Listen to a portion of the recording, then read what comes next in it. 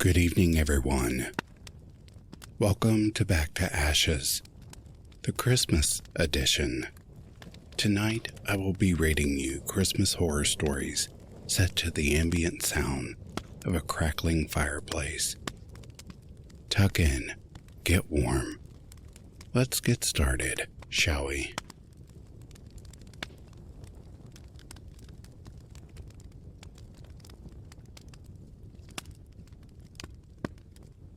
Mrs. Delphine Smithers was an 83-year-old woman who lived by herself and her cat. Her husband had passed 2 years prior, and her children have since grown up and left the nest. But some Christmas time, and Mrs. Smithers gets her joy whenever her grandchildren paid a visit. She thought of the looks on their faces whenever she served them Christmas cookies and other pleasantries. This Christmas, she made some sweet and salty bark and kept it on the kitchen table. She found herself sitting in her favorite chair, knitting a scarf, where there came a sharp knock on the door. She jumped up a bit, not expecting any visitors at the moment. "Can we come in?" Smithers tentatively laid the scarf on the arm of the sofa and gripped the chair. Her frail bones popped and shifted. Getting up from the chair, Smithers collected her walking stick and trudged rigidly towards the front door. Another sharp knock rang out, that time more agitated than previously. "I'm coming. Hold on," Smithers yelled. She grasped the doorknob and turned it counterclockwise. The door creaked open. On the other end of the door were 2 children, a boy and a girl. The boy appeared older, presumably around 13. He wore a denim hoodie and gray pants. He was holding the hand of an 8-year-old girl who was wearing a blue dress with white lace. For whatever reason, the children had their heads bowed, looking at their feet. The boy repeated his question, "Can we come in?" Smithers scratched her head. It was 10 p.m. Why would these children be at her house at that time of night? Somehow, the boy must have realized what she was thinking. "We need to borrow your phone. My cell phone battery's dead." Smithers thought more about the suddenness of having these unexpected guests, but they were children regardless. At the very least, she could grant them this one request. She nodded her head, gesturing the 2 children in. Smithers directed them into the living room where her cat droned, awake from the ruckus. When it set its eyes on the 2 mysterious children, the cat arched its back and hissed. Smithers walked over to silence her cat. "Lex, these are our guests. Behave yourself." The cat meowed in defeat before running out of the living room and into the kitchen. The 2 children sat on the sofa, their eyes still hidden. Smithers went into the kitchen and pulled out the plate of sweet and salty bark. She returned to the living room and bent down to the children's eye levels. "Care for some sweets?" The boy looked up. There was a reason as to why he was shielding his eyes. They were devoid of color or pupils. Nothing more than pitch-black nothingness. Whatever he was, he assuredly was not of the earthly realm. The girl looked up as well. Her eyes matched the coal blackness of the other boy. And yet, most bizarre, Smithers smiled at the children despite the hollow sockets that they call eyes. The children were speechless at first. They shared a puzzled glare. The girl waved her hand in front of Smithers' face, but Smithers didn't follow the path of it. They leaned in closer, realizing that Smithers' eyes were glazed over in a thin sheet of blue. She was blind. Smithers suddenly frowned. "Oh, I'm sorry. You don't care for them?" Thank you." the boy said. He took a piece of the sweet and salty bark and broke it in his hand before passing the girl a piece. Their heavy teeth ground down on the sweets. Oddness aside, the two children couldn't help but bask in the sweetness and saltiness of the snack. They indulged themselves in more of the sweets before getting up. They looked at the decorations with curiosity. On top of the fireplace on a stand was a small replica of the nativity scene. From her mental notes, she figured that the two children had stopped at the fireplace. "Isn't it such a lovely display?" she asked. "Do you know the story of Christmas?" "We know about your Jesus," the boy responded. Our ancestors spoke a lot about them. Confused by his statement, Smithers nevertheless allowed the two children to further marvel at the Christmas decorations. The girl rustled the Christmas tree, causing the ornaments to fall on the ground. She ceased when she sensed Smithers getting upset. The two children played with the nutcrackers and listened to Christmas songs. The hours edged by slowly until a sudden electrical surge generated through the house. The two children looked at each other and back at Smithers. "We have to go now. Our parents are here." Bright light shone through the windows. Outside was a spherical, smooth craft standing on 3 legs. A large, skinny-looking creature exited the craft and stood there at the door. The two children collected the plate of sweet and salty bark and exited the front door. There came a sound of a large whistle, as if there were 1,000 steam engines situated outside. Within a flash, the craft was gone. Smithers called out for the two children, only to be met by a great silence. She closed the door and returned to her knitting.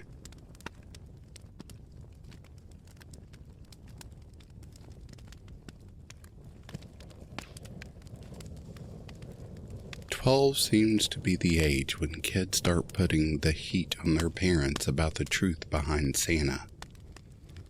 I was certainly no exception to this rule. How were Santa's elves able to make that video game I wanted in their workshop? I thought Nintendo owned Mario. Or how about the ever infamous visiting every house in one night question? Did the Jolly Man own some kind of time-extending device? Or perhaps the most obvious question of all, how could he have lived for this long? A lot of people say he trains apprentices who take his place every few decades. Others claim he's just immortal. As for everything else, magic seemed to be the universal lie everyone had agreed on. Whatever the case, I just went with the conclusion that it was my parents' doing. Of course, they deny it and claim ignorance if I confronted them, but it wasn't enough to dissuade my beliefs. So, one Christmas Eve, when I couldn't sleep as these questions danced among my dreams of sugar cereals and new games, I decided to investigate the noises coming from my living room. This time, surely, I would catch my dad or mom in the act of stowing presents under the tree. At least then, they'd let me in on the truth. But as I entered the living room, I saw a man before me that I did not recognize. He was dressed in red and white, with a slightly overweight body, and he wore a stringy, fake white beard. His hair, or what remained of it, was graying around the edges of his classic Santa hat, and his eyes were wide with fright as he dropped a present under the tree. Being the intuitive youth I was, I came to one of two conclusions. Either this was a home invader stealing my family's gifts, or this was the real Santa. I opened my mouth to scream, but the man rushed toward me and covered my mouth. "Shh, shh," he said, putting a finger to his mouth, trying a smile.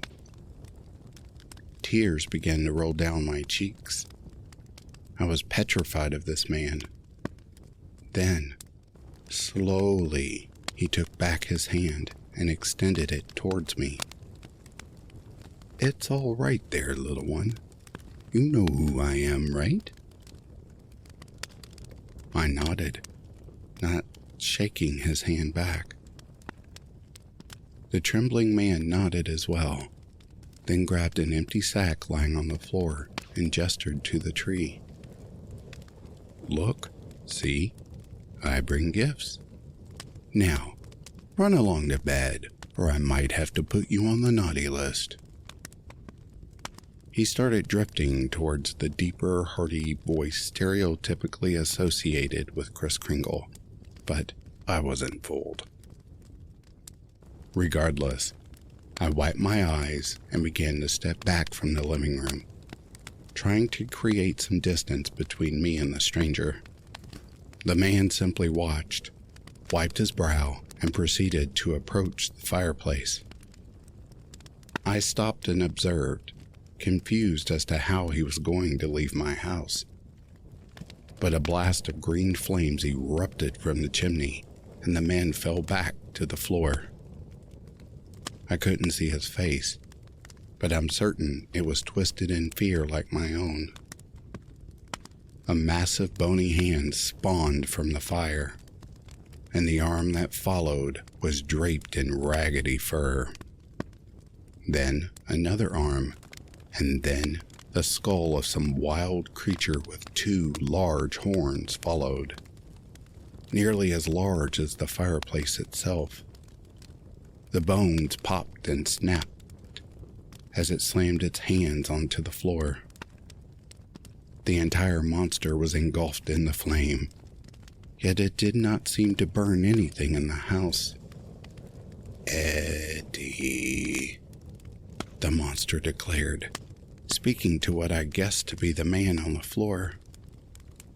"No, no," Eddie shouted back. "I did my part, see? 10,000 houses just like you said, right? 10,000. I did my part." "And yet you allowed a human child to see you. You know the rules." Look, I've learned my lesson. I'm sorry. I made a mistake. Just let me go, please. I delivered all the... "Let you go? Did you let that woman go, Eddie? I don't seem to recall you letting her go. This was your second chance, and you wasted it." "What are you going to do?" Eddie whispered. I could make out his quaking figure being overshadowed by the creature in the fireplace. The next sound to be heard was a crunch, with a soft beginning and snapping finish. I jumped as the sound repeated a few times, finally letting out a shaky breath. I prayed in my head that it wasn't what I thought, but when the creature reared its head towards me, I saw the red and white pants hanging from its mouth as it chewed on Eddie's corpse, then watched it slurp up his legs like strands of spaghetti. I covered my eyes and tried to tell myself it wasn't real. It wasn't real. It wasn't real. And after a quiet minute, I peeked between my fingers to see the monster staring back at me from the fireplace.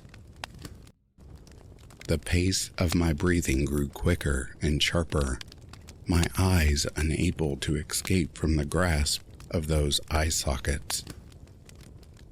"Now, run off back to bed, little one, or else I might put you on the naughty list." My legs finally found the strength to leave, and I sprinted for my parents' room, diving into the sheets with them. There wasn't a trace of the events of the night before when my family went down to the tree the next morning. There was even a little note next to an empty glass and a half-eaten cookie on the table. "Have a Merry Christmas, S. Claus." As much as I had tried to take in the warm, comforting atmosphere that came with Christmas Day, I couldn't stop watching the fireplace, terrified that the monster would return. At the least, now I knew the truth about Santa Claus.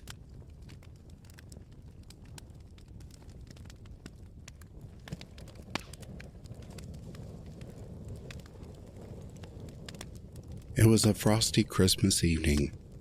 A psychopath lurked behind the shadows of the night, a cold blade held firmly within leathered palms, dripped with the fresh blood of its victims.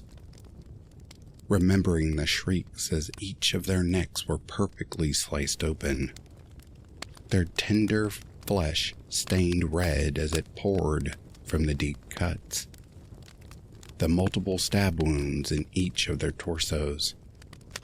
The little girl watched as her family was gutted before the Christmas tree and squealed, "Why, Santa? Why?"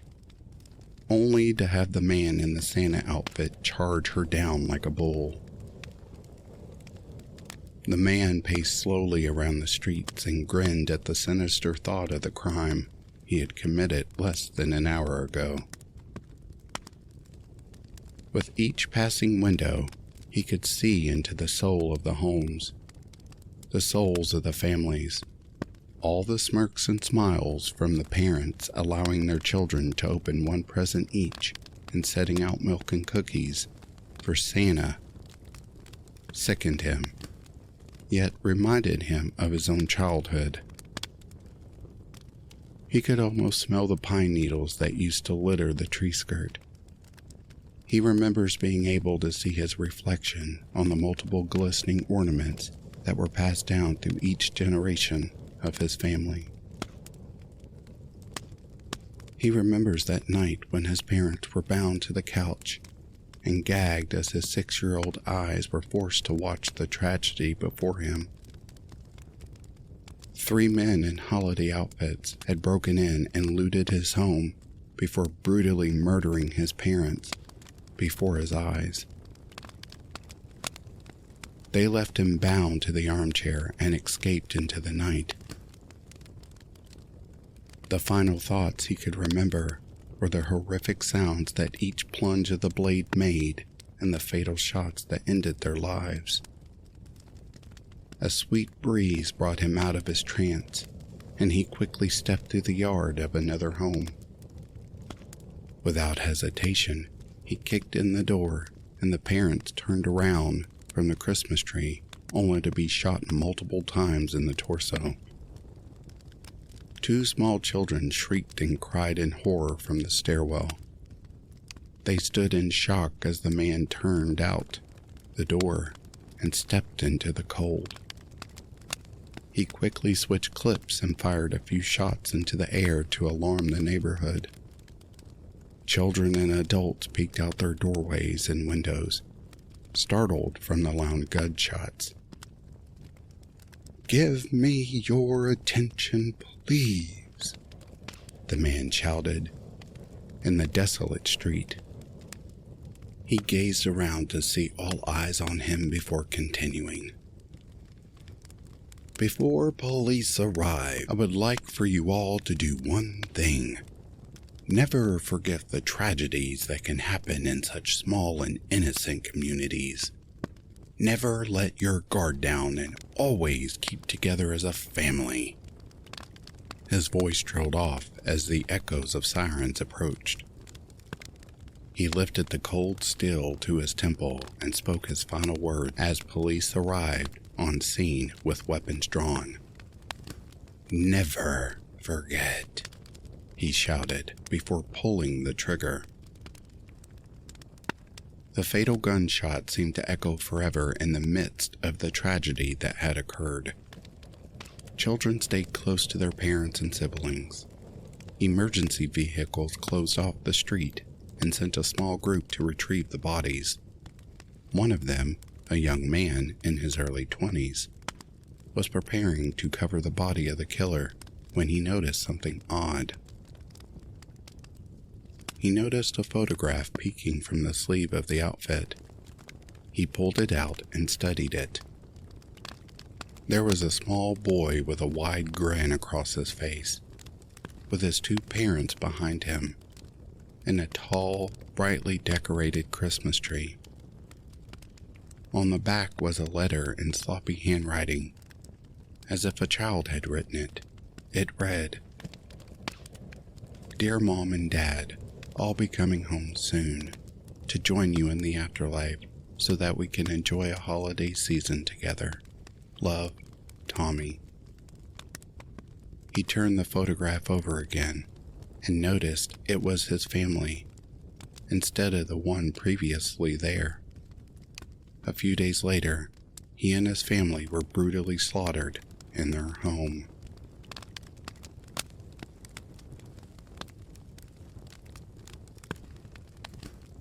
Snow fell heavily outside the window as me and my best friend Kyrene chatted amongst ourselves, sharing the latest juicy gossip, while our mothers mingled in the kitchen, clanging their wine glasses merrily as Wham's Last Christmas played on repeat.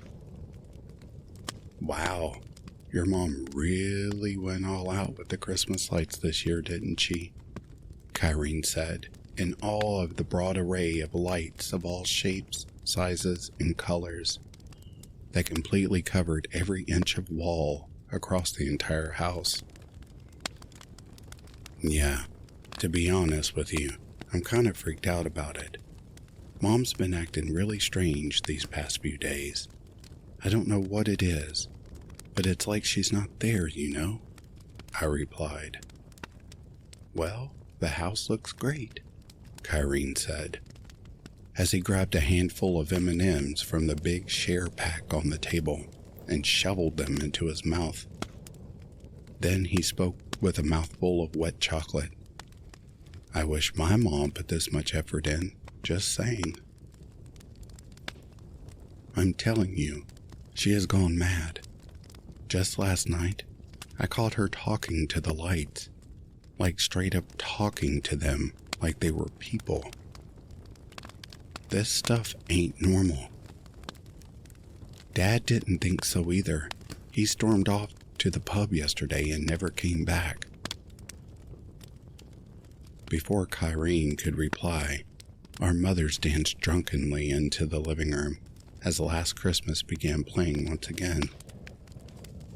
"Come and dance with Mommy." Kyrene looked over at me with a strange look before whispering, "What's the matter with their eyes?"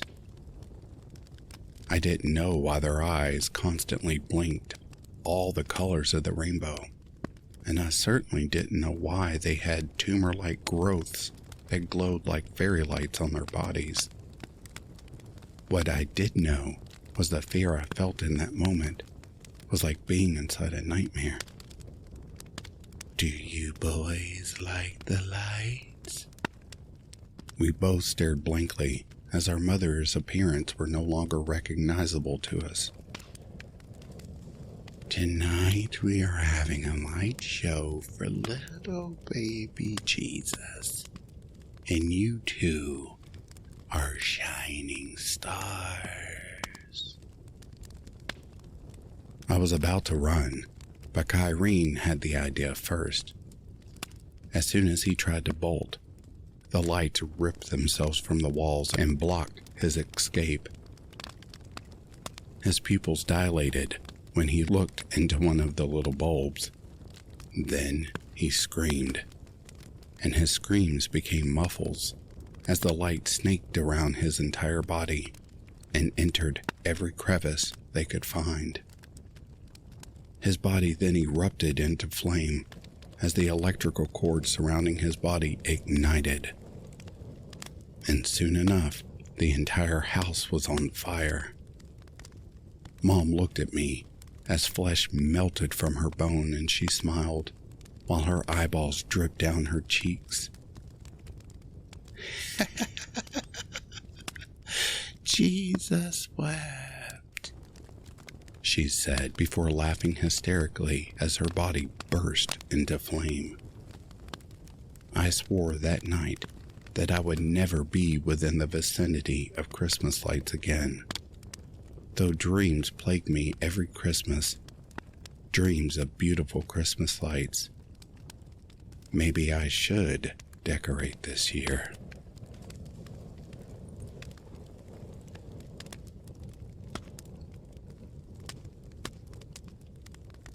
It was the eve before Christmas.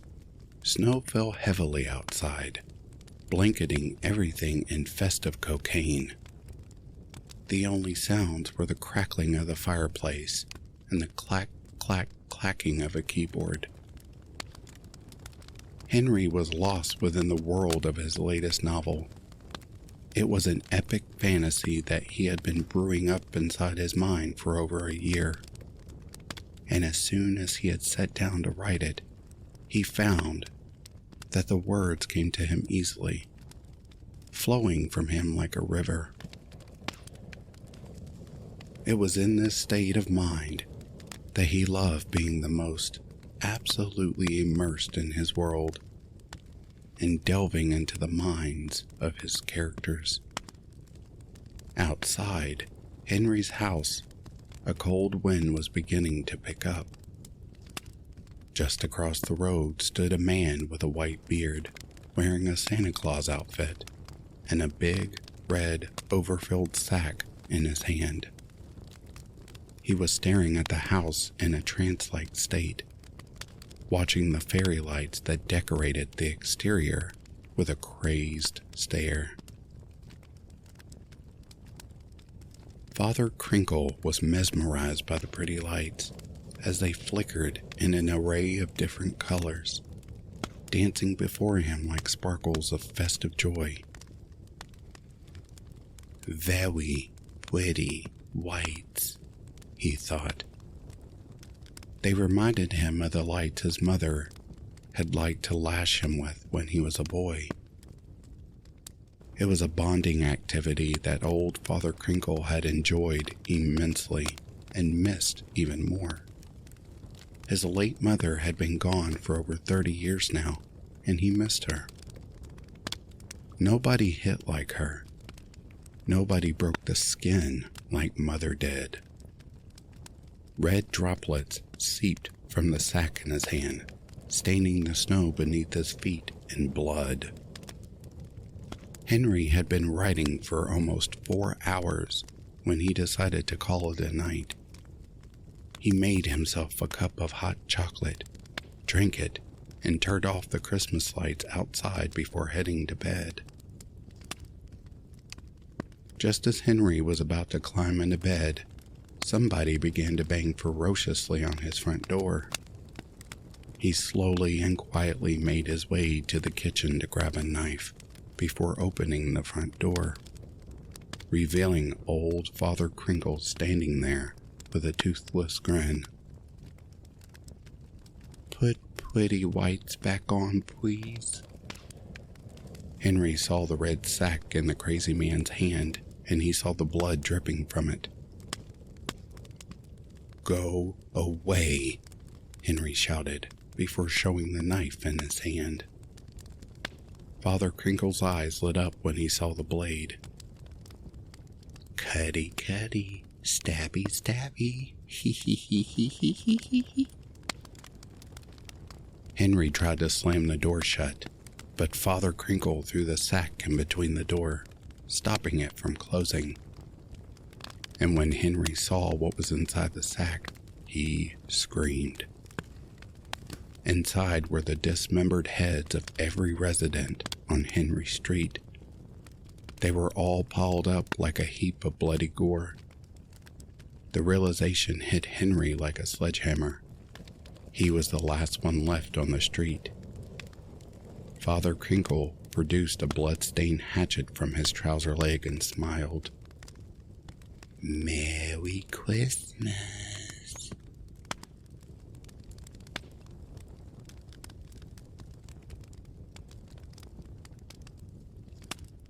Hi, my name's Jack, and, well, at first I didn't believe in myths, fairy tales, or even the paranormal.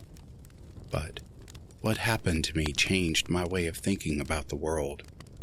It made me believe there are things out there that we just don't know about yet. So, where should I begin? I guess it all started December 22nd. It was the middle of winter, and I lived in Maryland at the time. My wife and I had a divorce because I had cheated on her a few years ago, so it was just me by myself. A few weeks after the divorce, she had a child. His name was Tyler, and even though I never got to see him, not even on my birthday, my wife made an exception to let him come out to see me this once. Only because Tyler kept asking her to let him see me that Christmas. Along with the fact his birthday was the 25th, she couldn't say no. Score one for Tyler. On December 23rd at 3 a.m., I met him for the first time at the airport. I came to tears to see my son for the first time in person. Just was one of those moments to where I couldn't help myself. He had yellowish brown, curvy short hair. His eyes were dark brown, and he was breaking out with a few pimples on his face. He must have already hit the puberty stage, obviously. He wore a dark blue, no-sleeve jacket over a black t-shirt, and he also wore ripped jeans with Timberlake boots. He then came over to me and gave me a hug that lasted for a minute. We then went to get his luggage, and then went back to my home. As soon as we got inside, I just gave him a tour of the place. His room was a little roomy with a couch, television, and a twin bed. The closet was small, but still big enough to walk in. It was more like a box big enough to walk in. He seemed satisfied with his room because as soon as I showed it to him, he quickly laid down on the bed with a grin on his face. "I'll just let you settle in and I'll be in the living room if you need me," I told him. I went downstairs, sat on the sofa, and picked up the remote to watch television. I turned to the History Channel because it always had something interesting to watch. This time, it talked mostly about sirens and mermaids. For 2 hours, I sat there watching it. Then I went to go check on Tyler. I opened the door and entered his room. To my surprise, he was already asleep, still wearing his clothes on top of the covers. I then heard music playing outside. I looked out the window next to the TV in Tyler's room. It was just my loud neighbors again. This had been going on ever since they moved to the area a year ago. Every time near the holidays, they would always have their music playing at night, and then show off some new decorations on their house the next morning. They were only 2 teenagers, 1 boy, 1 girl. They seemed 17 years of age, and why yes, they looked like teens. They didn't act like teens. I would only see them once or twice out during the day, and that's it. The next morning, my son and I were out at the store getting new decorations for my house. We picked out some yellow lights to go around the house, then picked out a Christmas tree to go in the living room. I plan on going all out for Tyler's birthday. "Hey, Dad, do you mind if I go pick out one last thing before we go?" he asked. I told him yes. Within a matter of 10 minutes, he came back holding an envelope. We went to the checkout to buy all the decorations and other stuff. That did cost me a fortune, but I would do anything for my son. I drove us back home, and on my way up to the porch with the bags, I saw the two strange teens putting up their decorations. Everything was just plain white with red spots or stripes on them. The decorations also looked like they were all carved by hand. It must have taken hours to make all the decorations, maybe even days, because they came outside with snowflakes, reindeer, and one white and red Santa sleigh. They really upped their game this year. "Nice decorations," I yelled to them. The two teens stopped what they were doing and looked up at me for a few minutes, then looked at my son, who was getting the rest of the stuff out of the car. They had a blank stare on their faces, not even a smile, and then went back to decorating.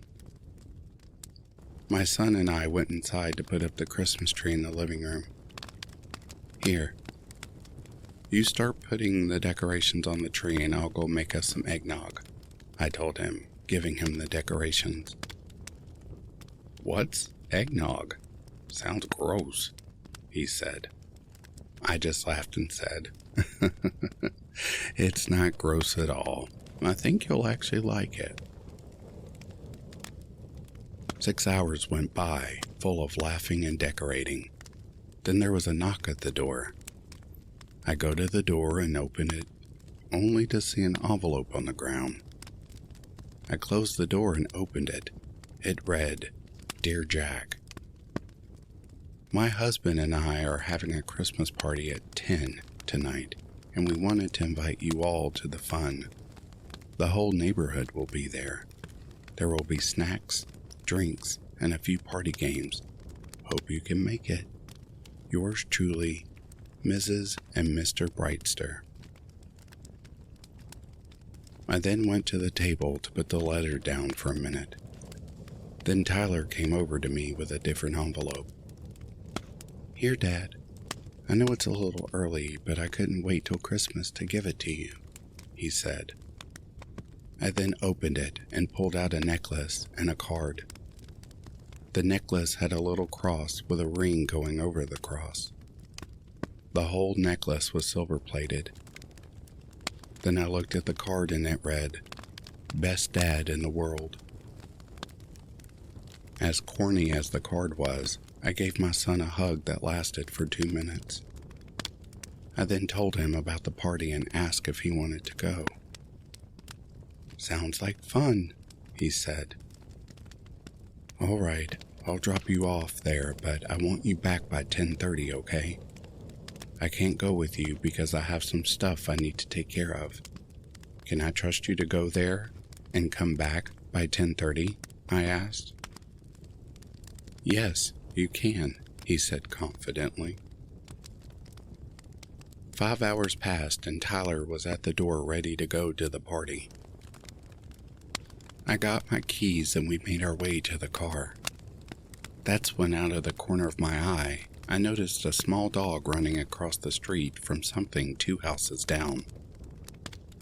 Then a giant monstrosity pounced on the dog out of nowhere. The poor dog let out a loud shriek, and the monster, that thing, opens its mouth to a full 180-degree angle, showing millions of rows of horrifying dagger-like teeth. Then it took a giant chomp out of half of the dog's body, blood being gushed out on the face of the monster. The dog let out 3 loud shrieks of pain and then was silenced due to the loss of blood. And I looked as the monstrosity chewed the dog's lower body in its mouth, and it was like nothing I'd ever seen. Its mouth was extremely wide, and when it chewed, the whole mouth swooshed down, reaching a full 3 feet, and then going back up again. Then I looked at its entire body. It was snake-like, and it must have been at least 12 feet long, Then I looked at its long, skinny arms. For the body of a serpent-like monster, I would expect the arms to be bigger. Then the hands were as long as half a skateboard. Its eyes were completely black with a white spot in the center of them both. Then, it stopped eating and let out a loud, monstrous yell and stood up, almost taller than me, and, while it was standing, the rest of its body slithered on the ground, making the whole monster move out of sight. I was so disgusted by what I had just witnessed. I quickly grabbed my son's wrist and pulled him inside and told him, "Son, I need you to shut and lock every door and window in the house, right now." He went upstairs to do so, while I did the same thing downstairs. A few minutes pass and my son comes downstairs. "Dad, what happened?" I couldn't tell him what I saw, so I thought fast and said, "Well, I figured it was the first time I've seen my own flesh and blood, and it's most likely going to be the last that we could spend some time together.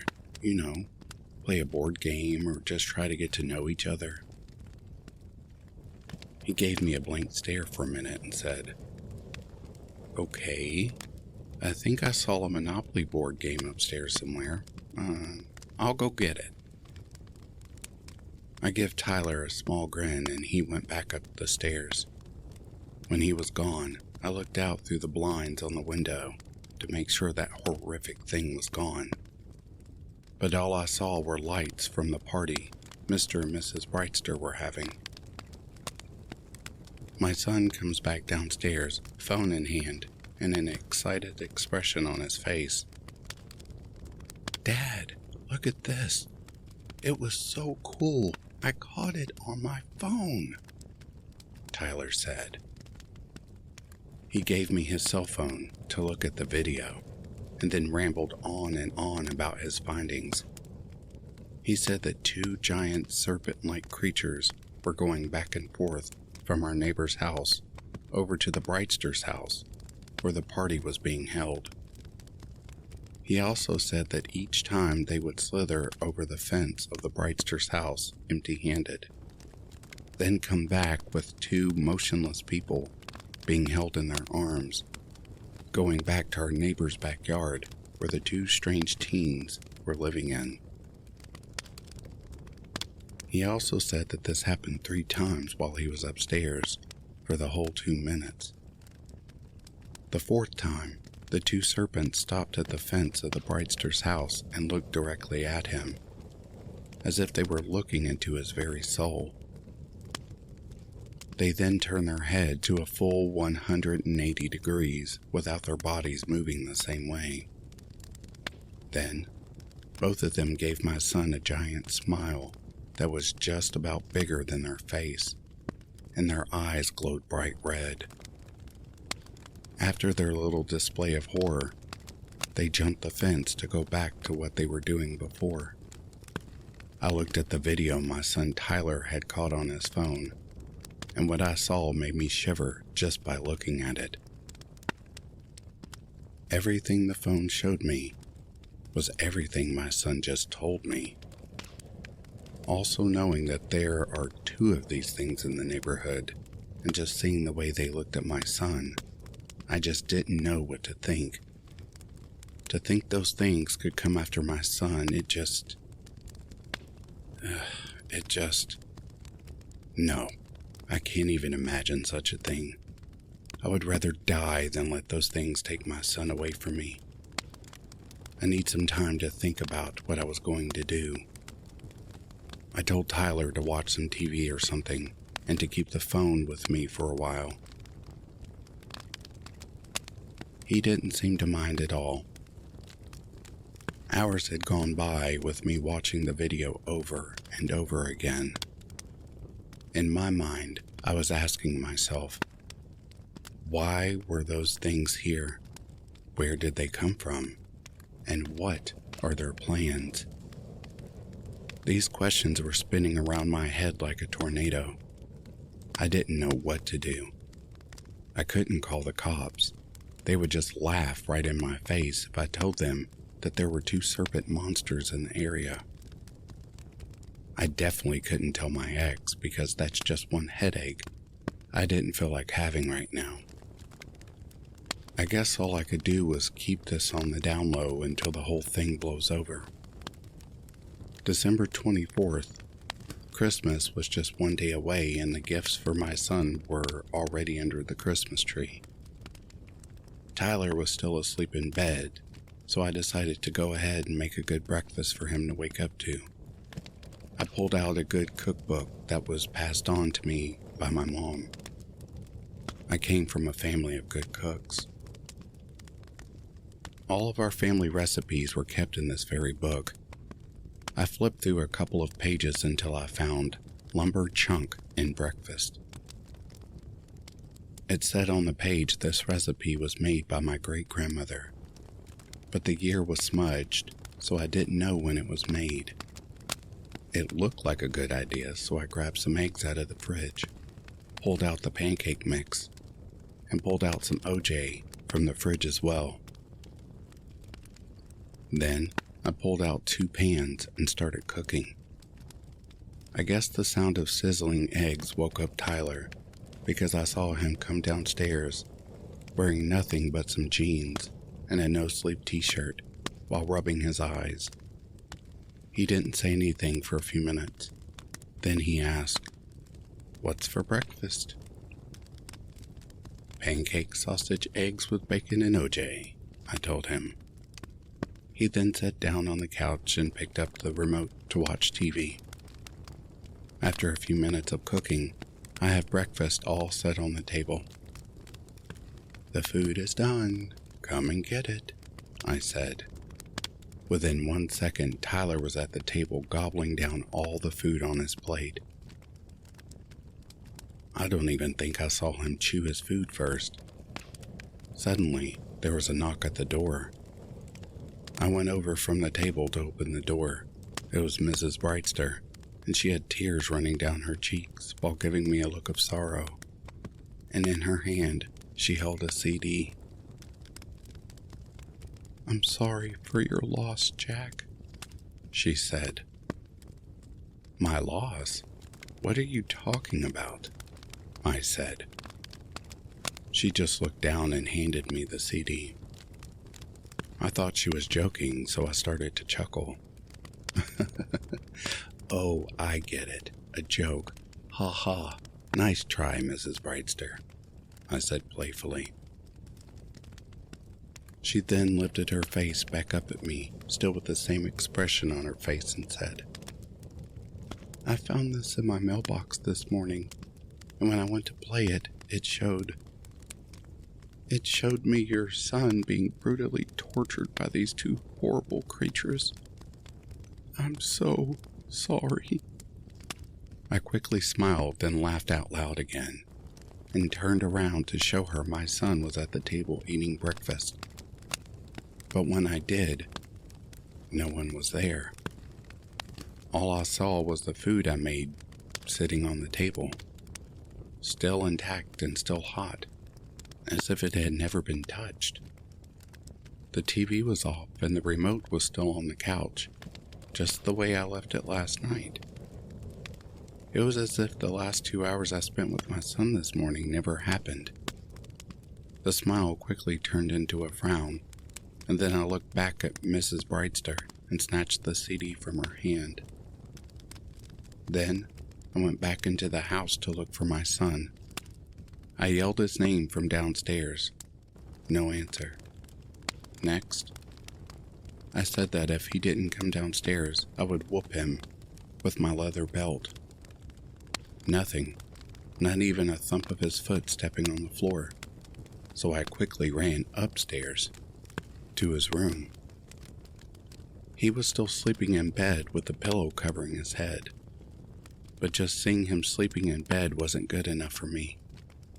I wanted to make sure he was breathing. I needed to know he was still on this earth. I had to know. I then took the pillow from over his head and threw it to the floor. Then, what I saw was my son. But his eyes were popped out of their sockets, and there was a big cut in his throat. Dry blood was all over his face. I then noticed a small folded piece of paper in his neck where the cut was. I grabbed the bloody folded paper, then opened it. It read, "Look under the bed." And when I did what the note instructed me to do, I found a small gift box wrapped with blue and green wrapping paper with a little bow on top of the box. I took the box from under the bed and ripped all the wrapping paper off, and then opened the box. There was a little note that said, "Merry Christmas," next to an eyeball.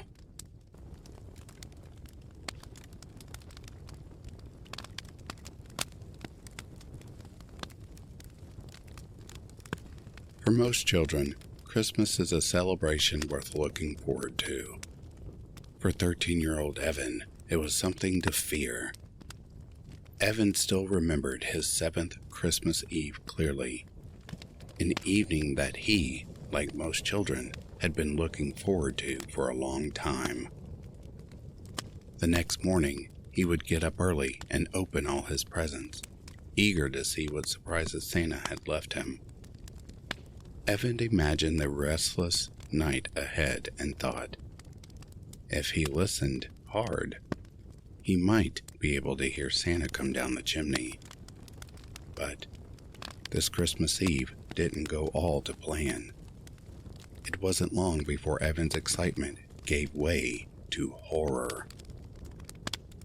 Mom had insisted that Santa wouldn't come if Evan stayed up late, and she had just began sending him off to bed when Evan was distracted by a loud, muffled thump on the roof. It seemed to be coming directly above the fireplace. It was like the night before Christmas. There arose such a clatter, and Evan approached the chimney to see what was the matter. Was it now that Santa had decided to make an appearance? Ash was falling from the nooks and crannies of the chimney to the bottom of the fireplace, sending out charcoal smoke and a burnt smell. Someone had to be disturbing the ash. Evan was alone. Who else went down the chimney at this time on Christmas Eve? The chimney rattled, and a deep, rolling voice hit the air. Santa's famous, "Ho, ho, ho," echoed down the chimney as Evan watched in delight. Things were silent for a moment.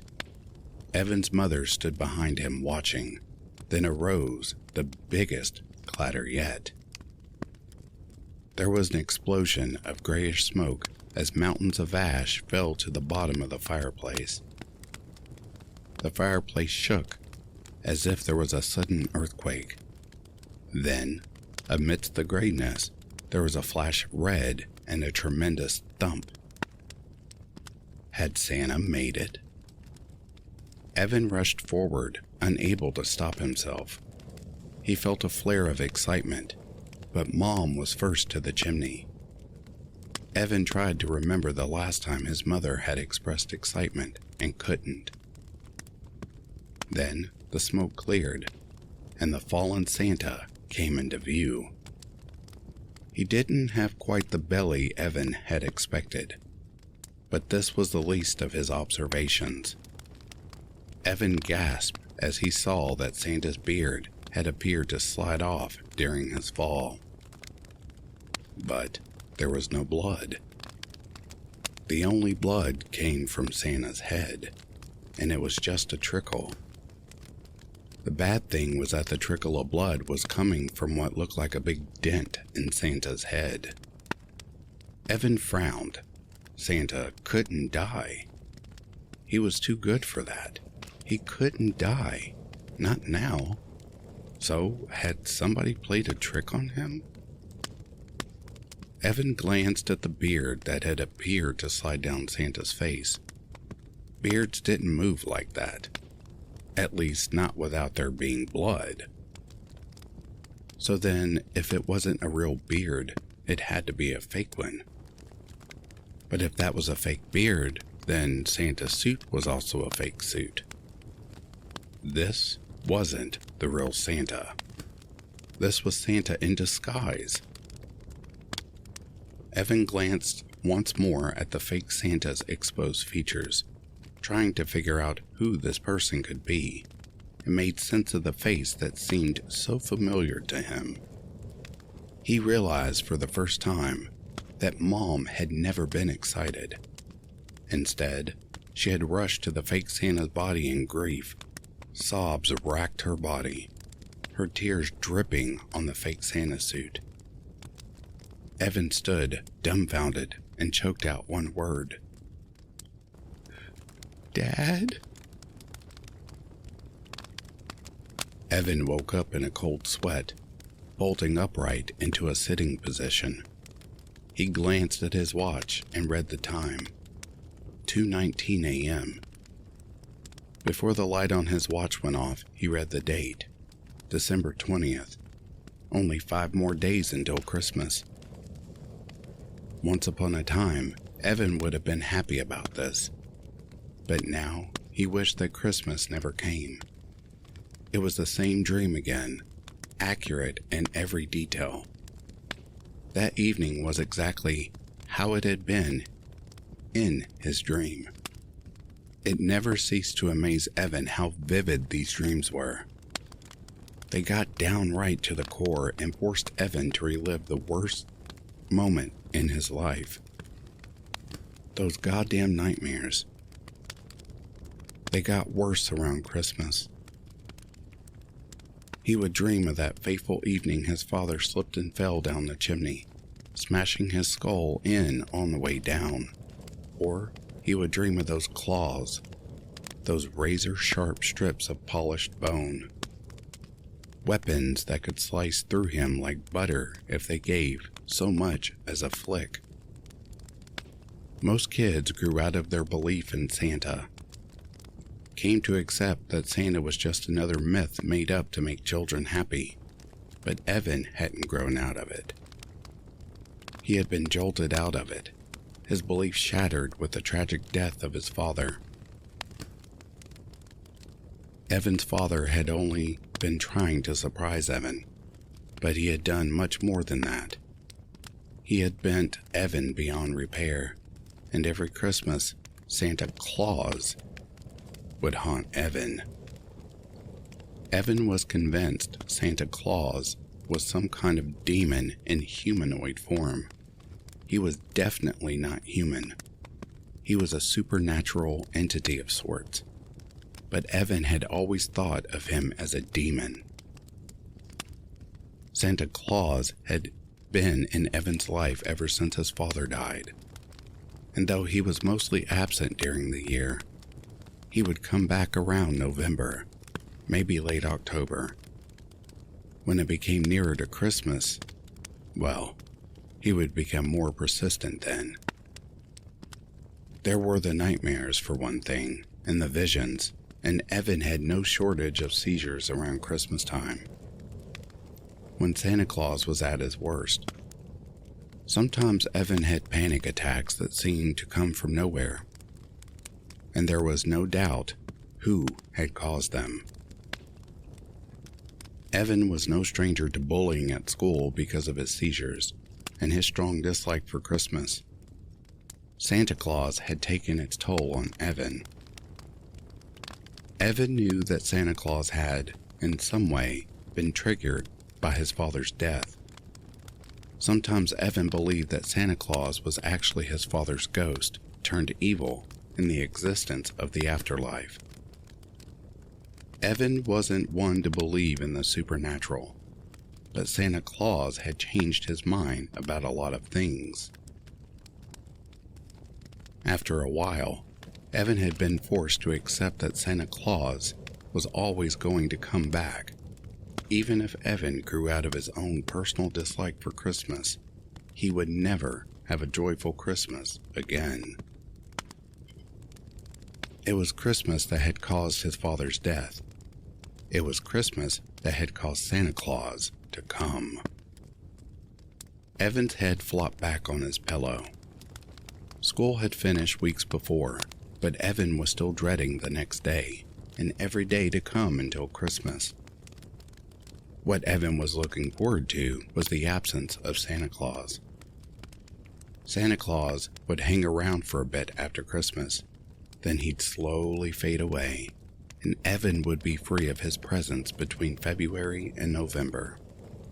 Then he could forget about Christmas, pretend it never existed. But no matter what, Santa Claus would always come back, and Evan was sure he would never be free of his demonic existence again. Evan woke up early and rolled out of bed, opening his laptop without bothering to draw the curtains or turn on the light. He wanted to go online, check his Facebook, play some games, do anything to take his mind off Christmas and, more importantly, Santa Claus. It was an hour or two before Evan sat down to a lazy breakfast of cornflakes, by which time Evan's mother had gotten out of bed. Mom had shut herself out from society a while after she unexpectedly became a widow, developing a strong case of depression. Eventually, she had come to terms with her husband's death and became a more loving mother to Evan than ever, but she still had her bad days. Sometimes Evan wondered whether Santa Claus was in her mind too. They both supported each other a lot, but Evan couldn't help but feel that the house was lonely every once in a while. Evan had told his mom about Santa Claus for the first few years after his father's death, but then he had decided to pretend he had outgrown it. He didn't want to put extra weight on Mom's shoulders, and the last thing he wanted to do was to make it seem like he was a child. But Evan couldn't hide the seizures. He couldn't hide the fact that he was sometimes absorbed in a hallucination after concerning Santa Claus. Evan's mom seemed to blame it on the trauma he had received after his father's death. Sure, maybe not all kids would experience that type of trauma, but everyone's different, aren't they? Evan said good morning to Mom and continued to eat his cornflakes. The fireplace was directly to his right, and Evan thought he could catch a glimpse of red out of the corner of his eye. His head turned. Nothing. Paranoia. Or maybe Santa Claus was playing tricks on him. Either way, Evan didn't fancy seeing Santa Claus in the flesh. He had seen him already, 5 times to be exact, and would see him a 6th time for every Christmas Eve at 8:13 p.m., the exact time his father had fallen. He appeared in the fireplace, and Evan was always there to watch him make an appearance. It was then that Evan decided that this year he was going to be prepared. It would be no different to any other year.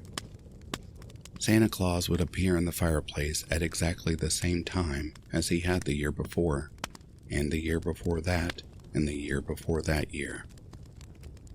Mom was never around. She always went to bed early on Christmas Eve or stayed in bed the entire day. This time, Evan wouldn't just be watching Santa Claus. He'd destroy Santa Claus once and for all. Why hadn't he thought of it before? That day, Evan confined himself to the safety of his home, or, more specifically, his bedroom. He distracted himself with computer games and other activities, while all the time planning how he was going to get rid of Santa Claus when he made an appearance. Before his father died, he had a hunting rifle that hung on a hook in the wall. After his death, It had been hidden away inside his wardrobe, which was, of course, in the bedroom Mom slept in. A gun was Evan's closest shot, and it was the only thing he could think of that might kill Santa Claus. What else was he supposed to do? Shout a few defiant words and attack Santa Claus with his bare hands? His dead father's old hunting rifle was the only gun possible for Evan to obtain. The only problem was getting it out of the wardrobe without his mother catching him, and she was sure to get suspicious if she saw him taking a gun out of the wardrobe. This proved to be an easier task than Evan thought, however. When Mom went out to do some shopping, Evan went straight to the wardrobe doors and started burrowing through the clothes. It was then that he experienced the seizure. Evan had just caught sight of the gun when a sudden jolt ran through his body. His muscles were paralyzed, his joints frozen in place. Evan was unable to do anything but stare helplessly as he fell backwards onto the wooden floor. Electricity ran through his body, which was now twitching madly on the floor. Shadows danced in front of his eyes as the visions began. He saw his father, now an ash-covered skeleton wearing a Santa hat, glaring down at him through empty eye sockets. He saw a Christmas tree decorated with bloodied limbs, organs, and what looked like unraveled intestines. He saw claws curling in front of his eyes, claws that could cut him in two if he did so much as blink. Evan came to just as he heard the car pulling into the driveway. Frantically, his eyes darted around, searching for the hunting rifle. Something thin and black poking out from a pile of clothes caught his eye. The rifle. He snatched it up and bolted towards his room, not remembering to close the wardrobe door. He had just reached his bedroom when Mom opened the front door. It wasn't until his mother called out to him an hour or so later. "Evan, have you been through my wardrobe?" That Evan remembered that he had neglected to close the wardrobe door. Yeah," Evan replied, thinking quickly. "I was looking for a jacket, since all my other ones are too small. It's pretty cold with the snow and all."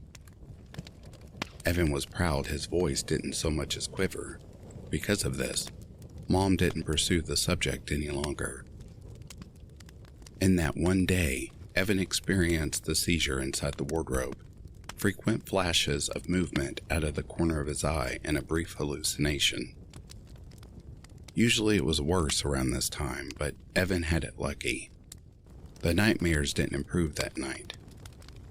The next day, Evan realized he had no bullets for the rifle. He had forgotten to find some in his panic to get out of the room before his mother saw. Mom didn't go out that day, but Evan decided to have a look through the wardrobe anyway, and if she asked, he'd make up the same lie as yesterday. After some serious rummaging, he found 3 stray bullets hidden in a corner of the wardrobe in a plastic casing. This time, he didn't forget to close the wardrobe door. He put the bullets in his pocket in case Mom should enter the hallway, but she didn't. The plan was looking successful. That day, Santa Claus talked to Evan. The words were spoken inside Evan's head, but Evan knew well who they belonged to. Evan found he couldn't remember most of the speech afterwards, but knew it had something to do with Evan's plan to kill Santa Claus. Of course, Santa Claus could get inside Evan's head, so why shouldn't he be able to read Evan's thoughts? This was what he had done. Still, Evan wasn't prepared to give up so quickly. That day, he might have seen a lot of things that weren't there, but Evan kept his thoughts on that loaded rifle. On the 22nd of December, Evan not only heard Santa Claus and experienced his visions, but also felt Santa Claus on his own flesh. At one point, it felt like a cat was running its claws across his arm, but no one was there. Still, that didn't stop blood from flowing. When Mom asked him what had happened to his arm, he said that Stormo had scratched him. Evan had an old tabby cat called Stormo and was no stranger to his scratches. Mom didn't notice the seizures and hallucinations simply because Evan confined himself to his room all day. It was a pitiful existence, but Evan knew he had to do it to avoid suspicion. Mom blamed it on what had happened with his father, relating it to past trauma and, as a consequence, feeling the need to shut himself away from what the experience had been related to. Christmas. Evan didn't have any problems with this. The 23rd passed quickly, but the 24th was the worst day he had experienced so far. He spent much of his time being tormented by the demonic presence of Santa Claus, his frightening messages ringing in his ears. Once, Mom walked into the room while he was having a seizure on his bed, but was able to avoid suspicion by saying he was in the middle of a nightmare. Time dragged on as Evan became more and more tormented. Evan's mother went to bed early, as she normally did on Christmas Eve. This left Evan 2 more hours until Santa Claus made an appearance. Every past year, Evan had been at the fireplace at 8:13, but this was because Santa Claus had willed him to be there. He had felt his legs move and had been unable to stop them. Santa Claus wanted Evan to be there to see him in the flesh. This was why Evan made sure he had the rifle clutched tightly in his hands before the time came. Evan glanced at his watch nervously. No, he was past nervous. He was terrified.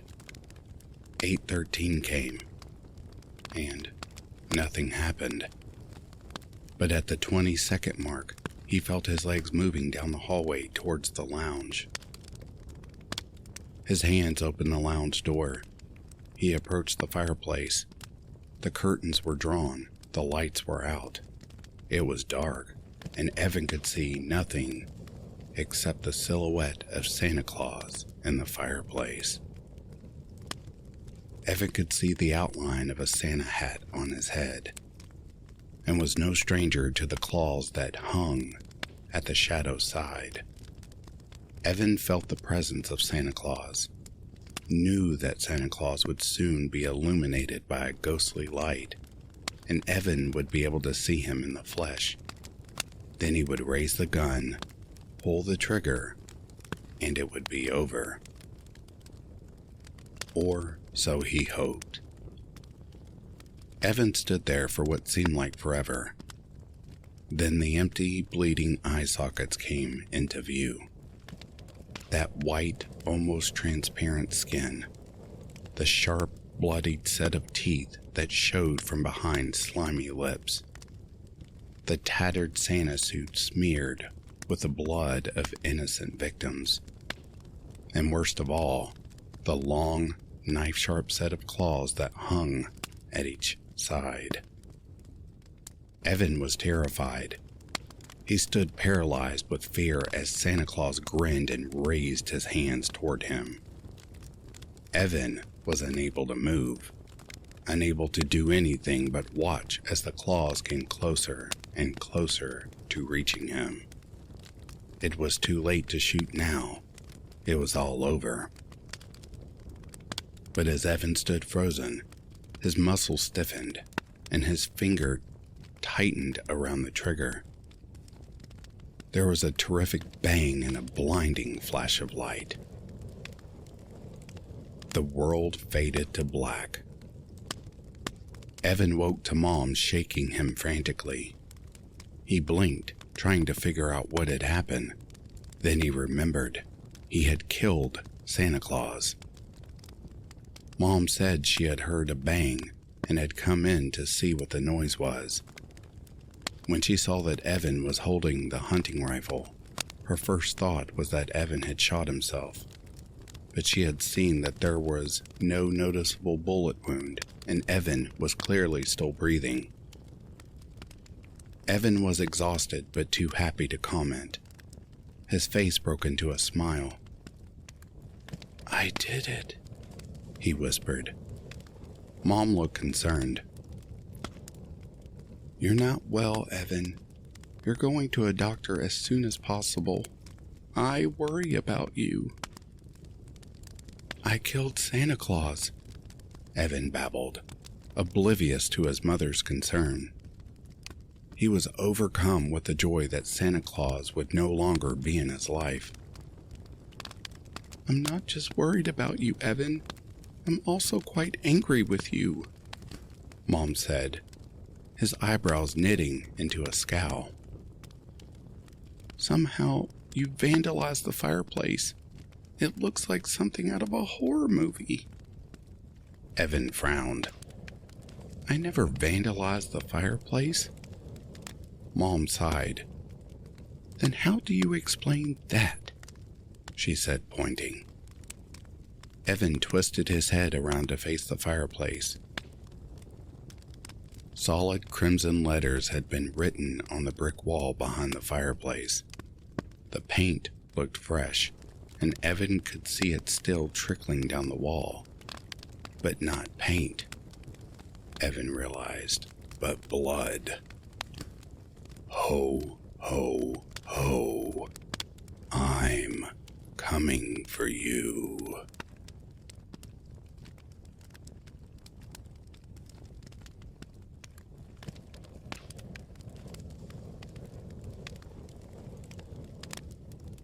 "'Twas the night before Christmas, and as the sun set, young Sophia was excited to go to bed with no haste. Sophia planned to wait for Santa and finally get the proof she needs to prove to her friends, her parents, and her brother that Santa was not fake. He is as real as a snowflake. She got ready for bed, brushing her teeth and grabbing her old camera to take a photo of Santa while walking to bed. Sophia heard the snow falling through the closed windows. Her lights were on so she didn't accidentally go to sleep or get scared.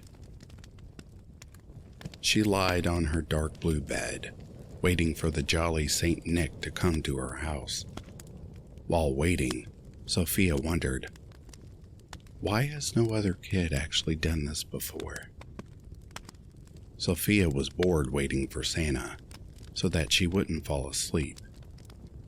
Sophia pulled out her old radio to play Christmas music as she waited. She listened to Christmas music quietly in her room while she was playing with toys.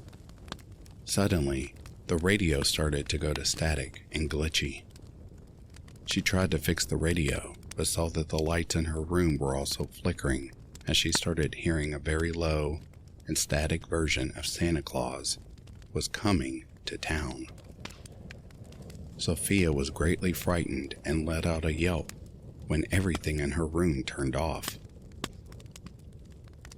Sophia ran to her bed and quickly put herself under the covers.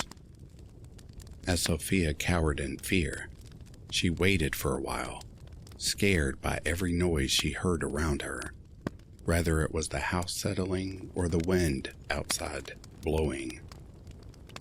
Sophia began to hear something trapped constantly on her window. Sophia was scared and shaken, not wanting to get out of bed. The tapping got louder and louder as it kept tapping twice every second. Sophia tried to wait until the tapping stopped, but it didn't. Sophia gathered all the courage she had to look at what was tapping at her window. Sophia slowly pulled down the covers over her head and saw him, Santa, looking into Sophie's room while tapping on the window. thought it looked like him with the red festive hat and the white furry beard, but there were things that were off with his sunken eyes and an unsettling smile with food all over their beard. Sophia gasped at what she saw, which caused him to turn his face right towards Sophia, then started tapping on her window faster and louder than ever before. Sophia hid under her covers. She closed her eyes tightly while making as little noise as possible. The tapping stopped, and Sophia felt the air around her getting colder. Sophia decided to look again, but when she did, all she saw was that her window was wide open. She looked frantically around her dark room, knowing that whoever was outside was now in her room. The moonlight was the only source of light, but there was nothing she could find. Sophia was ready to get out of bed when she suddenly heard the same tapping in her closet near the door. Sophia focused on the closet door that was open slightly, and then she saw the man's face staring at her through the cracks. Sophia was frozen in fear, not knowing what to do. Knowing there wasn't a way out, all she did was stare at the closet door for what seemed like minutes but felt like hours to her. The door to the closet slowly opens. All the noise in the room is now Sophia's breathing and whimpers. Slowly, the man's head started to become more visible, which looked like a more deformed Santa's. While it slowly peeked out of the closet as Sophia tried to back herself into a corner to stay as far away from this deformed Santa as possible. This Santa's head is finally full out, showing more of his neck. This creature's neck was very long, making it look like a huge worm with a human head. Sophia took everything she had in her to scream for her parents' help. Before Sophia got a chance to yell for her parents, the creature quickly lengthened its neck to get to Sophia's bed, then extended its mouth really wide, enough to fit Sophia in and swallow her whole. There was barely any room for Sophia to move around, and all she felt was a slimy substance all over her. With what little air there was in that tight space, Sophia tried kicking and screaming and doing whatever she could to get out. It felt like forever until the creature started making noises and spat Sophia out. Sophia was covered in snot and slobber, making her colder in what appeared to be a very cold and dark room with only one door and no windows. Sophia put her ear against the door, hearing strange noises behind the door. Without any other choice, Sophia opened the door to see dozens of other children of all races making toys. The children looked tired and dirty, all of them so fixated on what they were doing. There was a door behind the children, and above it, it said, Santa's Workshop. When all the children heard Sophia walk into the room, they all stopped what they were doing and looked at Sophia. The kids Sophia's age, or blinkness emotionless like all their life, have been drained from them. The older children had fear in their eyes and they shook, terrified. The huge door behind them opened. The creature poked out its head with its long, flimsy neck, making unspeakable noises that made Sophia lightheaded. The monster's neck was long enough to circle the room, next to all its prey. Its eyes were fixed on the older children as it comes up towards them and sniffs every single one of them. The monster stopped at a boy who spoke Turkish. He begged the creature, but it didn't seem to care. It quickly wraps its neck around the boy like a snake with its prey. While the boy screamed for mercy, the monster pulled him into the door that it came from, and all the children just looked at the door. Some of them were relieved, but the rest just stared blankly. A few seconds later, all the children stood up and entered the room the creature took the boy. Sophia followed them slowly in the room, and she saw a big table enough to seat all the children. The boy was strapped onto the table. He shouted and pleaded. The other children swarmed him and began to feast on his flesh, tearing him apart and eating him. Sophia backed herself into one of the corners and watched how the other children ate.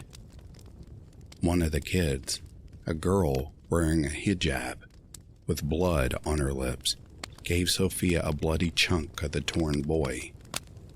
That's when Sophia knew this was her new life now. To work constantly and wait to be eaten by the children that will come after her.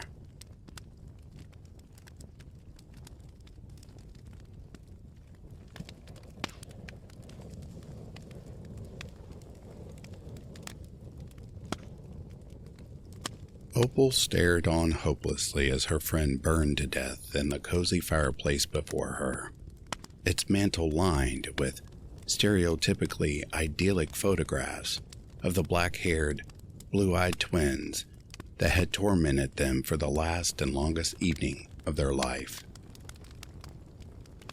She struggled desperately against her maniacals, but the iron chains weighed more than she did. And the Christmas tree they were attached to was so enormous and heavy, with ornaments that it proved impossible to overturn.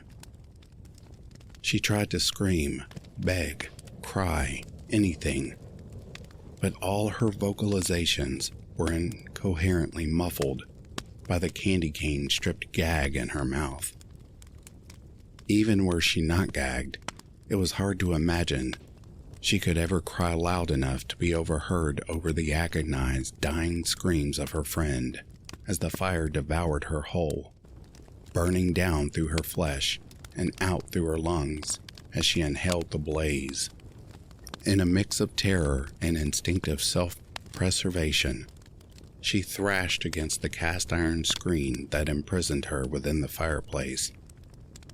The female twin sadistically forced her back with a poking iron as the male sat smirking on the couch, content merely to watch. When the twin withdrew the iron, it carried a large chunk of smoldering flesh on its end.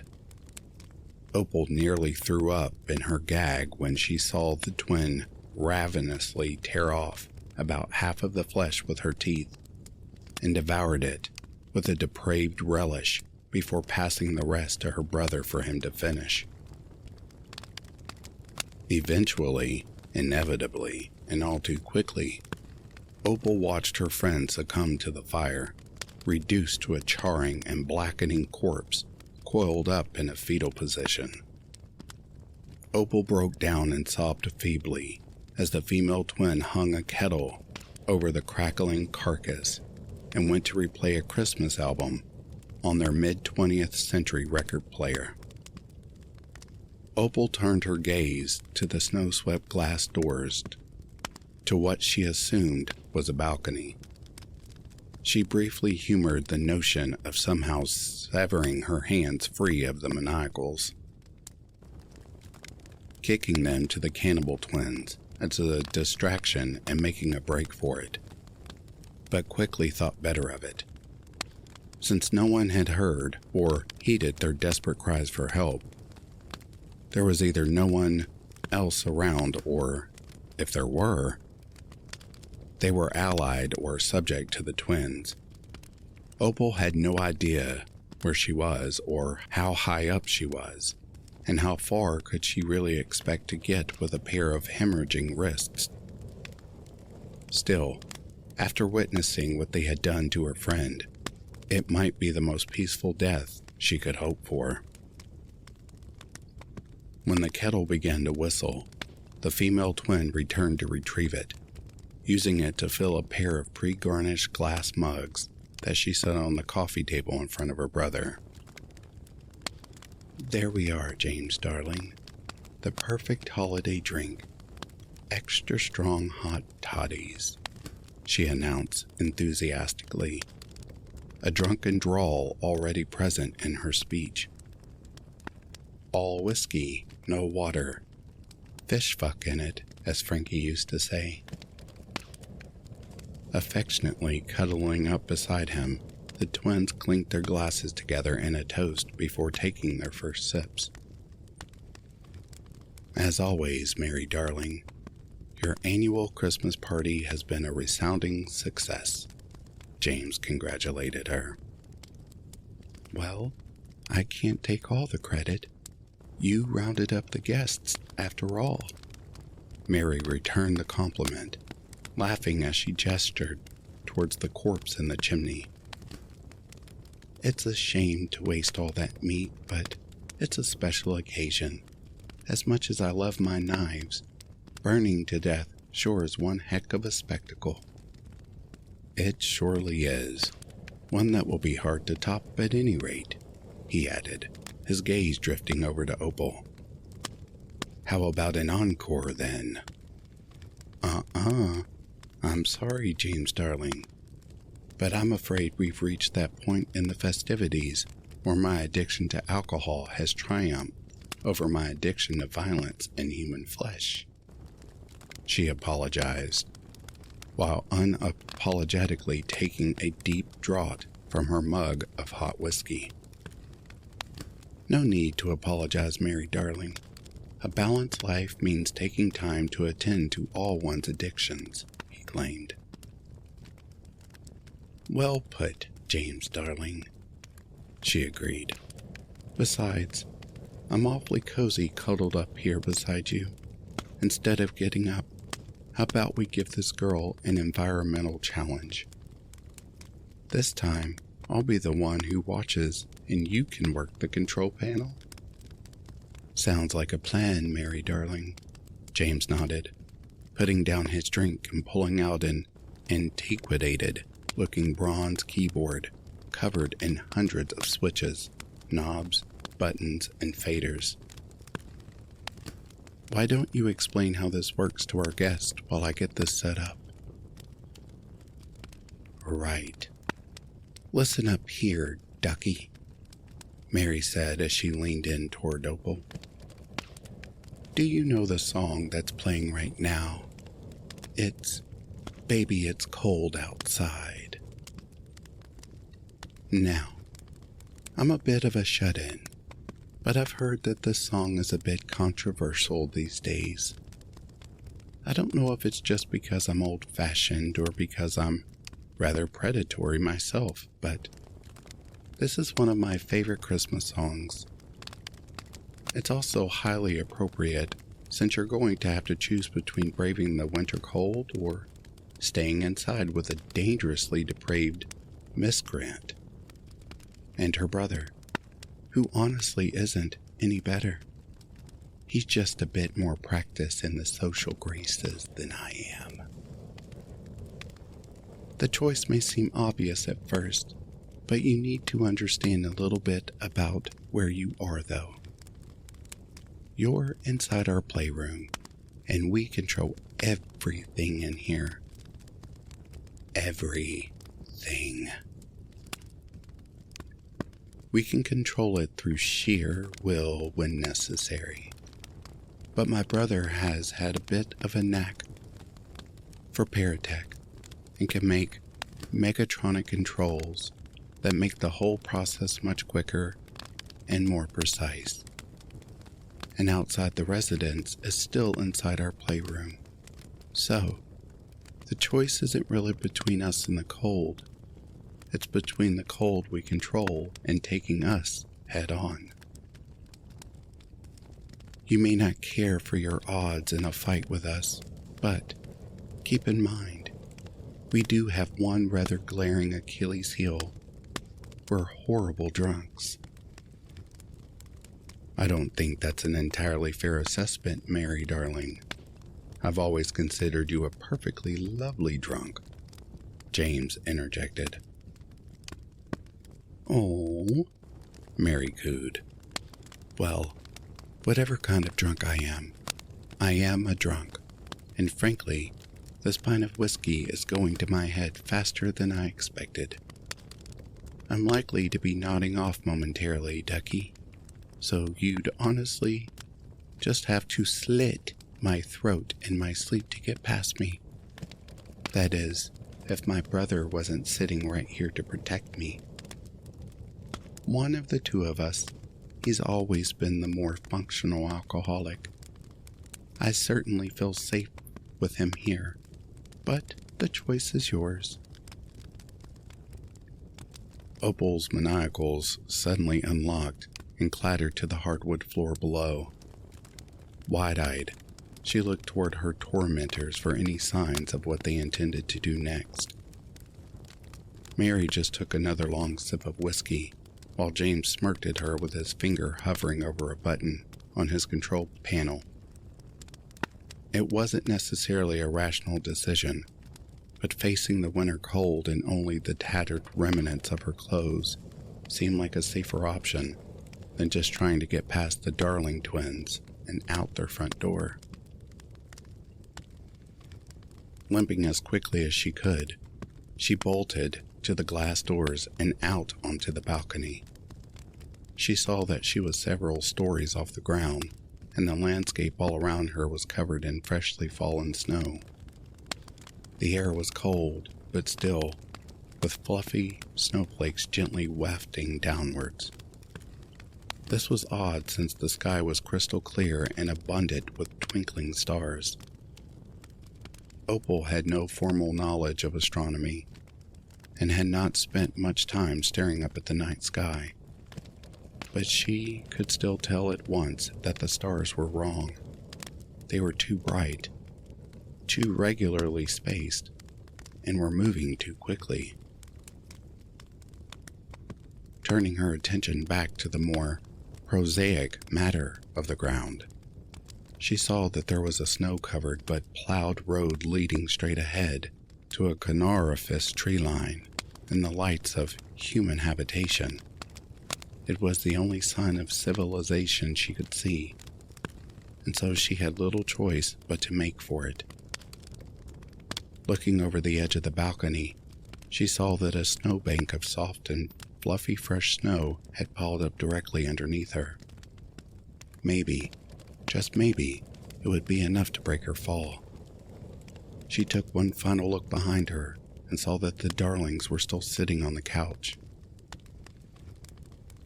Mary had already polished off her pint of whiskey and had unsurprisingly lost consciousness. Her head rested upon her brother's shoulder as she snored loudly. James, on the other hand, was still wide awake. His eyes were trained on her like a cat watching a mouse, just waiting for her to run so that the chase could begin. Opal leaped over the balcony's edge and into the snow below without a second thought. She screamed as she was enveloped by a frigidly cold snow, but it successfully slowed her descent enough that her fall left her unharmed. Frantically, she tried to dig herself out before she suffocated, but the fluffy snow was so light that she was never in any danger of that. Within seconds, she was free. The plowed road and the possibility of escape laid out before her. Tearing the gag from her mouth and letting out hours' worth of built-up screams all at once, she burst out into a sprint and raced to the village on the edge of the horizon. She ran as much to keep warm as she did to escape from the Darlings, hoping that she could stave off frostbite long enough to get to some sort of shelter. She could already feel her toes starting to numb as they slammed against the packed snow beneath her. She could barely go more than a few seconds without checking to see if James was in pursuit. But she was otherwise mostly heedless of her surroundings. It took her a moment to notice that the street lamps that lined the road appeared to be made of ice, and that their lights were, paradoxically, brightly burning flames. Further up the road, she spotted what looked like humanoid figures lining its edges. Her first thought was, of course, that they were people, but almost immediately realized that that couldn't be true. They were all completely white as the snow around them, and so her next assumption was that they were snow or ice sculptures, or perhaps more permanent statues with a dusting of snow. She didn't dare to slow down to get a better look as she passed them, but she at least got close enough to see that they were made from ice, or rather, they had a veneer of ice. In the flickering light of the overhead fire, Opal could just faintly make out the distorted forms of, hopefully, dead bodies trapped inside. All of them were posed in a tableau of either Christmas or winter activities, from caroling to sledding to snowball fights. Opal didn't hesitate to pick up her pace and leave the ghoulish statues behind her, lest she share in their morbid fate. She was perhaps too reckless in her flight, as she finally lost her footing on the slippery snow and fell to the ground. The fall winded her, and the snow seemed to have gained an unnatural capacity for sucking the heat from her body. Shivering, she tried to right herself, but with every attempt, she just fell back down. The ground, which had moments before been packed snow, was now pristine and virtually frictionless ice that proved impossible to stand on. Looking backwards towards the apartment building, she panicked at the sight of James skating towards her in a coat and toque. He deliberately held his hands behind his back so that she couldn't see what sort of weapon he was armed with.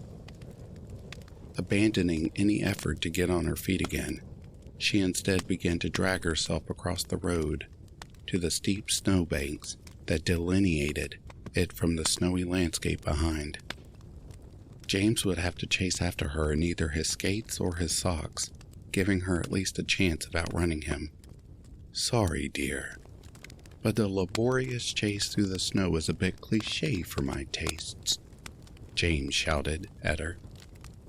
Before she was able to get off the icy road, it began to tilt downwards, enough that she instantly found herself sliding forwards against her will.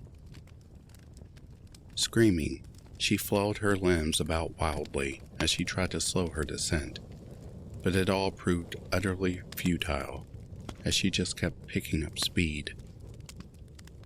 Ahead of her, the road inverted its incline and turned upwards, forming a ramp that was sure to send her flying through the air and likely to her doom. She clawed desperately at the road as she slid down, but she succeeded only in ripping her nails from her cuticles.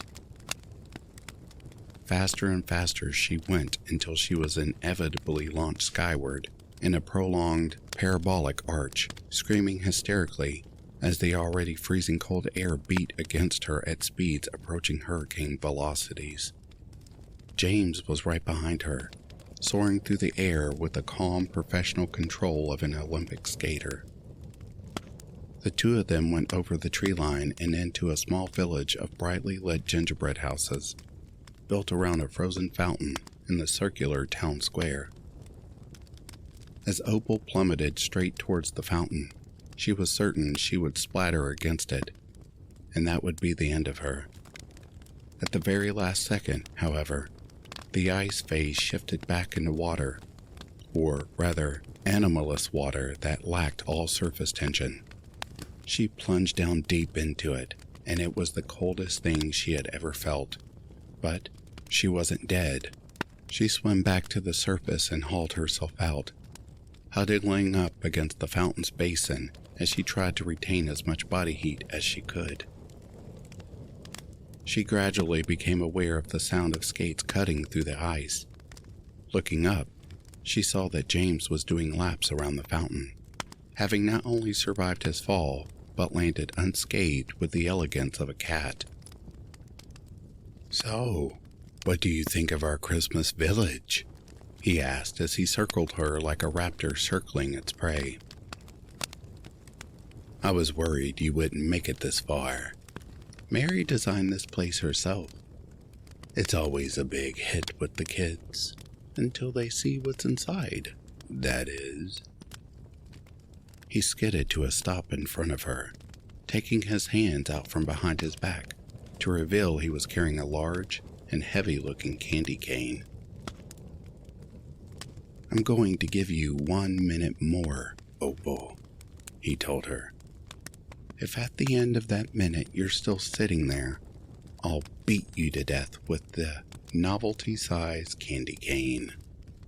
If, however, you'd like to continue to fight for your life, however futile it may seem, I won't stop you from running into one of these buildings to either hide or find something to defend yourself with.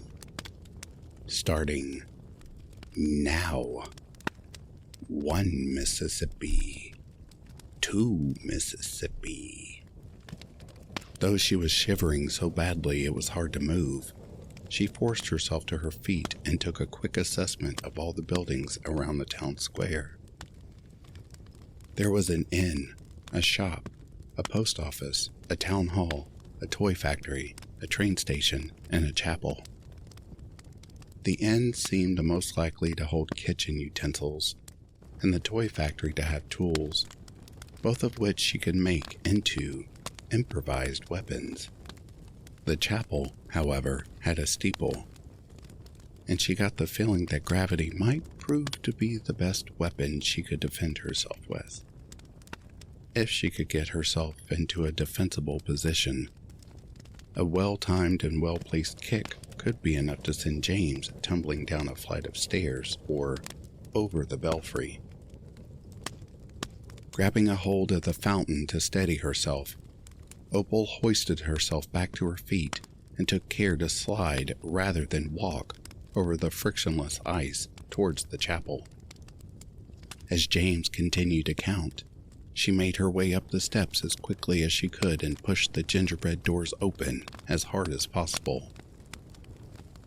And when they swung open, she screamed.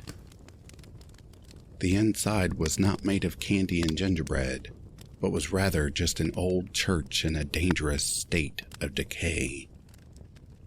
Out of every crack and crevice seeped a caustic black fluid that flowed as slowly as molasses in January. It crept upward along surfaces against gravity, with great gelatinous blobs of the substance budding off and slowly rising upwards like wax in a lava lamp. It all collected upon the ceiling where it formed into a mosaic of gauntly skeletal faces. Jaws all held agape in silent screams to reveal multiple rows of rotten and malformed teeth. Their misplaced and supernumerary eyes and nostrils were nothing but abysmally cavernous voids. Their hydrocephalic craniums all bulging near to the point of bursting. 34, Mississippi. Oh, and do be careful of the black bile, James warned. It's a manifestation of the eldritch rascal that gives us our power. We have to expunge it from our bodies from time to time so we don't end up like our Uncle Larry. We keep it on this floor because it's like the cold. 35, Mississippi. Tempting as it was to give up and just let James beat her to death with his candy cane, Opal forced herself to step into the bile-infested chapel. She could hear the faces in the ceiling breathing laboriously and out of sync with one another, but they didn't seem to react to her presence. The free-floating bile on the floor and in the air showed no change either. She ran up a short stairway to the mezzanine, and then up the spiral staircase of the belfry. The staircase twisted around and climbed higher and higher, far higher than should have been possible. The higher she went, the more abundant the black bile became. She couldn't avoid stepping in it, and it clung to her feet and slowed her descent. She couldn't avoid touching it, and she felt a dull, slow burn gnawing away at every inch of contaminated skin. She swatted the airborne biobes away as best as she could, but some were so small, she was sure she hadn't avoided inhaling them. She climbed for what felt like hundreds of steps, and peering down over the railing only confirmed that the tower was far taller now than it had been when she started. She embraced herself up against the railing and began to weep, only moving again once she heard the sound of encroaching footsteps coming from below. Eventually, she reached the top of what she feared might be an infinite staircase and emerged out into the belfry. The tower now rose many stories above the ground, and she had no difficulty spotting the apartment building she had fled from in the distance. But that was all she could see. Other than that building, the Christmas village, and the road between them, there was nothing but endless miles of pristinely white snow. Even if she somehow evaded James and his sister, and the black bile, and whatever monstrosities inhabited this strange and nightmarish otherworld, there was no escape. If her death was unavoidable, she thought it would be better to jump but deny James the satisfaction of the kill. Still, it wasn't an easy thing to do. She hesitated, and that hesitation cost her the only chance she had in the matter. 60, Mississippi. She reflexively spun around to see that James had silently caught up to her. Before she could react, he struck her across the face with his cane, delivering enough force to knock her over the belfry's railing. She plummeted down towards the hard, icy ground, and this time there was nothing to break her fall.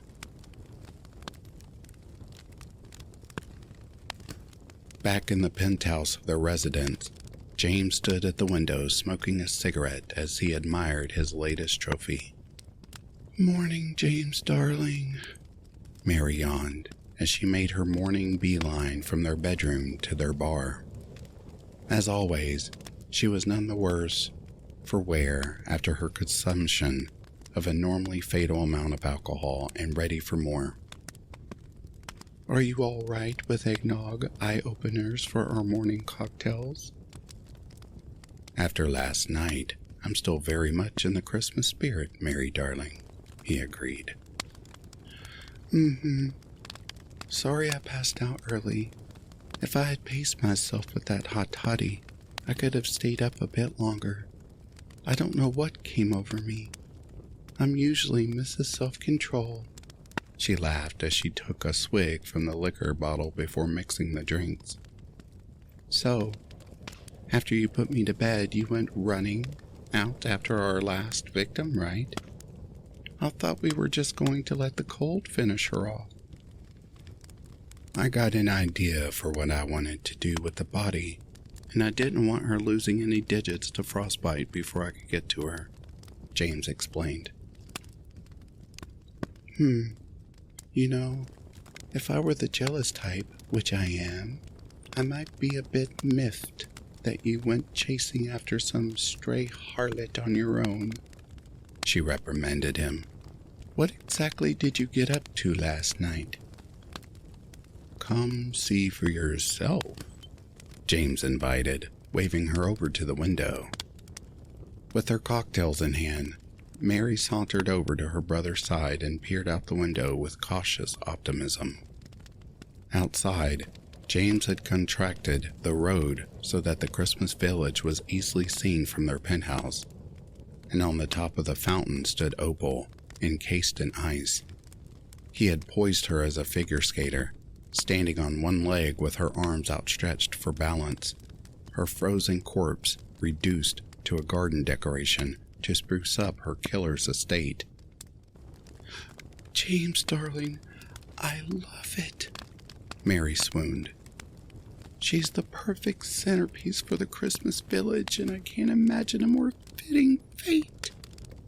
We told her it was cold outside, but she didn't listen.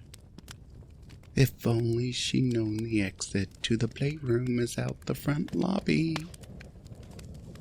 "Merry Christmas, Mary darling," James wished, taking his cocktail in one hand and putting the other around her waist. "Merry Christmas, James darling," Mary wished, kissing him fondly before taking her first sip of eggnog. And this concludes tonight's Christmas horror stories.